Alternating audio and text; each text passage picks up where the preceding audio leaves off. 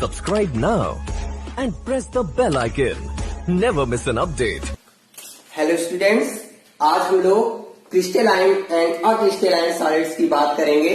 तो आइए देखते हैं crystalline solids and acrystalline solids are amorphous solids. तो crystalline solid are amorphous solid. तो इन दोनों की हम लोग कंपैरेटिव स्टडी करेंगे। ठीक है, कंपैरेटिव स्टडी करने से कोई भी बात जल्दी याद हो जाती है। तो हम लोग एक तरफ लिखेंगे क्रिस्टलाइन सॉलिड और दूसरी तरफ लिखेंगे एमॉर्फस सॉलिड।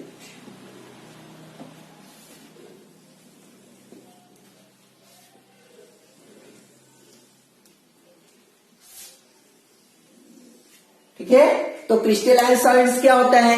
क्रिस्टलाइन सॉलिड्स ऐसा सॉलिड्स होता है जिसमें कॉन्स्टिट्यूएंट पार्टिकल्स निश्चित क्रम में व्यवस्थित होते हैं। Means constituent particles are arranged in definite order. Clear? Constituent particles are arranged in definite order.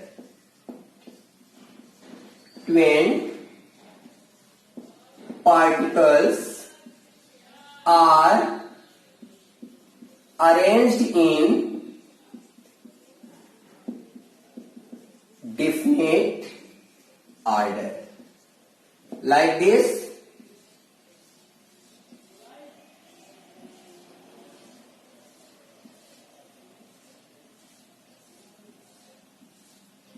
Are like this.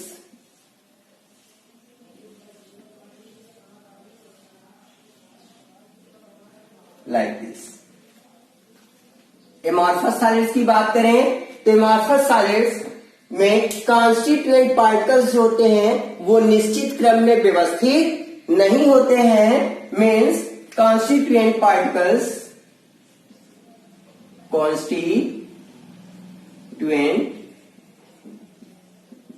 Particles are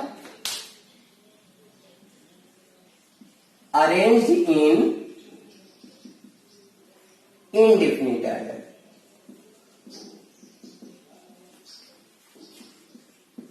order. Like this.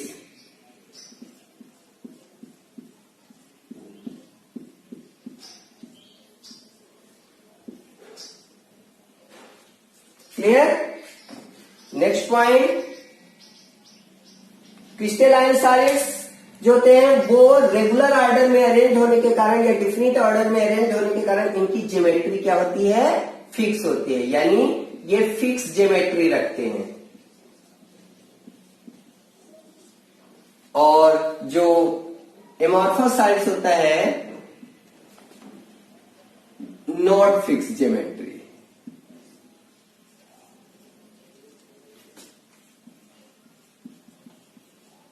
Clear? Next point, जो क्रिस्टलाइन सॉलिड्स होते हैं fix geometry और regular arrangement के कारण ही इनका जो MP होता है यानी मेल्टिंग पॉइंट होता है वो शार्प होता है। और जो एमॉर्फस सॉलिड्स होते हैं उनका मेल्टिंग पॉइंट शार्प नहीं होता है।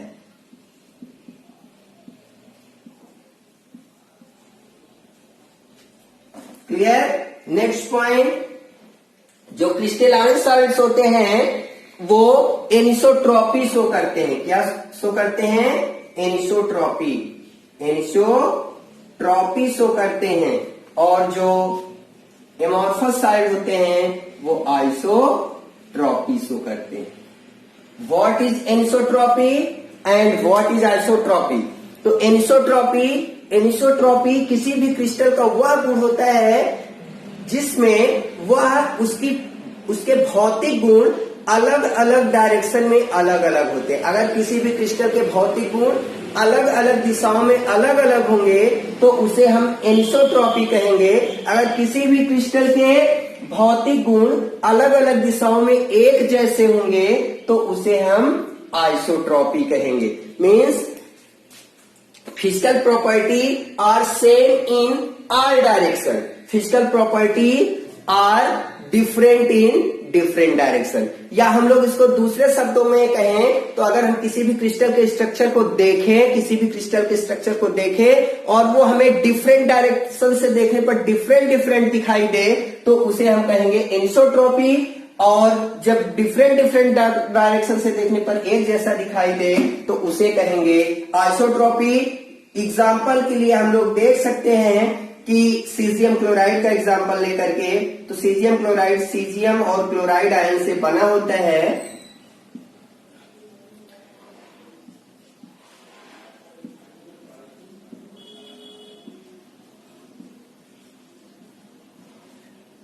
तो अगर इस क्रिस्टल स्ट्रक्चर को इस डायरेक्शन से देखा जाए तो ये एक जैसा दिखाई दे रहा है। Caesium ion caesium ion caesium ion, chloride ion chloride ion chloride ion.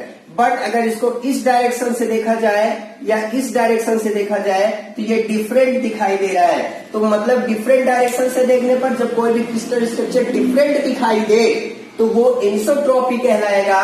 और जब कोई भी क्रिस्टल स्ट्रक्चर डिफरेंट साइड से देखने पर एक जैसा ही दिखाई दे तो उसे कहा जाएगा आइसोट्रॉपी।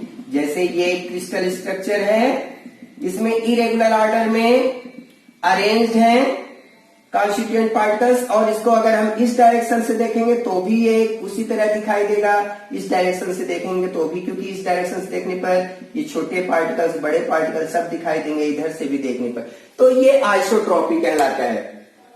क्लियर। नेक्स्ट पॉइंट है क्रिस्टलाइन सॉलिड्स आर सिमेट्रिकल। क्या?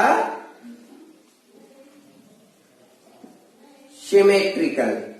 क्रिस्टलाइन सॉलिड्स जो होते हैं वो सिमेट्रिकल होते हैं, अक्रिस्टलाइन सॉलिड्स जो होते हैं वो क्या होते हैं?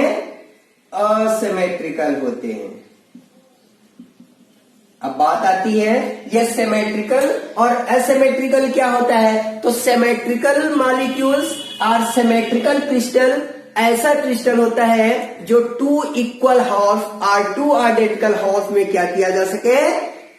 डिवाइड किया जा सके। जैसे अगर मैं इस सीजियम क्लोराइड के क्रिस्टल की बात करूं, अगर मैं इसको यहां से डिवाइड करूं या यहां से डिवाइड करूं तो ये टू इक्वल हाफ में डिवाइड होगा, क्योंकि अगर यहां से डिवाइड कर रहे हैं तो 3 caesium ion and 3 chloride ion here, 3 caesium and 3 chloride ion here. अगर मैं यहां से इसको डिवाइड कर रहा हूं तो 2 caesium ion 2 chloride ion here, 2 caesium and 2 chloride ion here. तो ये जो क्रिस्टलाइन सॉलिड्स होता है ये टू इक्वल हाफ में डिवाइड हो जाता है, इसीलिए कहा जाता है कि ये जो क्रिस्टलाइन सॉलिड्स होता है ये सिमेट्रिकल होता है। बट अगर अक्रिस्टलाइन सॉलिड्स को टू डिवाइड किया जाए तो ये कभी भी टू इक्वल हाफ में डिवाइड नहीं होता है, इसीलिए कहा जाता है कि ये अमॉर्फस सॉलिड कैसा होता है? एसिमेट्रिकल होता है। Next point, crystalline solids is called true solid. True solid, crystalline solids को क्या कहते हैं? ट्रू सॉलिड कहते हैं, जबकि अमॉर्फस सॉलिड्स को क्या कहते हैं? Pseudo solid. क्या कहते हैं? स्यूडो सॉलिड कहते हैं। स्यूडो सॉलिड मीन्स आभासी ठोस। ये ठोस जैसा आभास तो होता है बट ठोस के इसके सारे के सारी प्रॉपर्टीज नहीं होती हैं, तो इसीलिए इसे कहा जाता है स्यूडो सॉलिड। नेक्स्ट पॉइंट की अगर मैं बात करूं तो नेक्स्ट पॉइंट जो क्रिस्टलाइन सॉलिड्स होता है, ठीक है, टेम्परेचर कांस्टेंट पर जब मैटर स्टेट तब चेंज करेगा जब टेम्परेचर क्या होता है? होगा कांस्टेंट, या कांस्टेंट टेम्परेचर पर ही मैटर अपनी स्टेट क्या करता है? चेंज करता है। क्रिस्टलाइन सॉलिड्स की ये बात है। अगर क्रिस्टलाइन सॉलिड्स को हीट और कोल्ड किया जाए तो जब इसे अपनी स्टेट चेंज करनी होगी तो वहां पर टेम्परेचर क्या हो जाएगा? कांस्टेंट हो जाएगा। Means temperature is constant if matter change state. ठीक है, जबकि अमॉर्फस सॉलिड्स में ऐसा नहीं है। Temperature is not constant if matter change state. अगर क्रिस्टलाइन सॉलिड्स में टाइम और एंड टेम्परेचर के बीच ग्राफ प्लॉट किया जाए तो इनका ग्राफ कुछ ऐसे आता है। यहां पर टेम्परेचर क्या होगा, कांस्टेंट होगा ये, क्लियर। जबकि एमॉर्फस सॉलिड्स में अगर टाइम और टेम्परेचर के बीच ग्राफ प्लॉट किया जाए तो इनका ग्राफ आएगा ये, क्लियर। और नेक्स्ट पॉइंट है,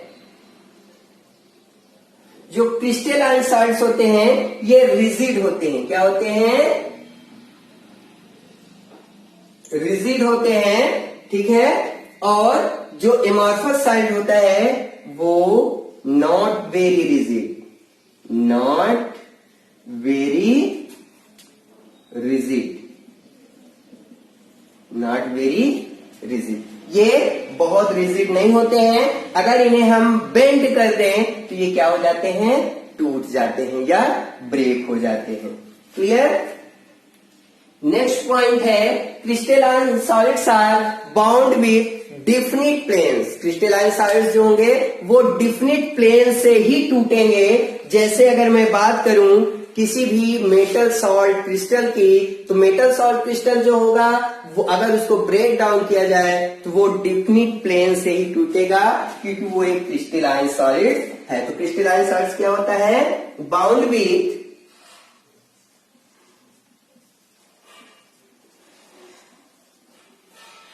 definite plane. Example, metal salt, clear. और एमॉर्फस सॉलिड्स की बात करें तो do not bound with different planes. जो एमॉर्फस सॉलिड्स होता है वो कभी भी निश्चित प्लेन से नहीं टूटता है। अगर तोड़ना है हमें कुछ अलग तरीके से सीधा, तो वो जरूर टेढ़ा टूट जाएगा। जैसे इसका एग्जाम्पल है ग्लास, क्या, ग्लासेस। अगर हम ग्लासेस को ब्रेक डाउन करें तो अगर हमें सीधा तोड़ना होता है तो वो जरूर टेढ़े मेढ़े टूट जाते हैं। उसी तरह से प्लास्टिक जो है वो भी इसी का एग्जाम्पल है एमॉर्फस सॉलिड्स का, क्योंकि उसे भी तोड़ने पे वो टेढ़ा मेढ़ा टूट जाता है।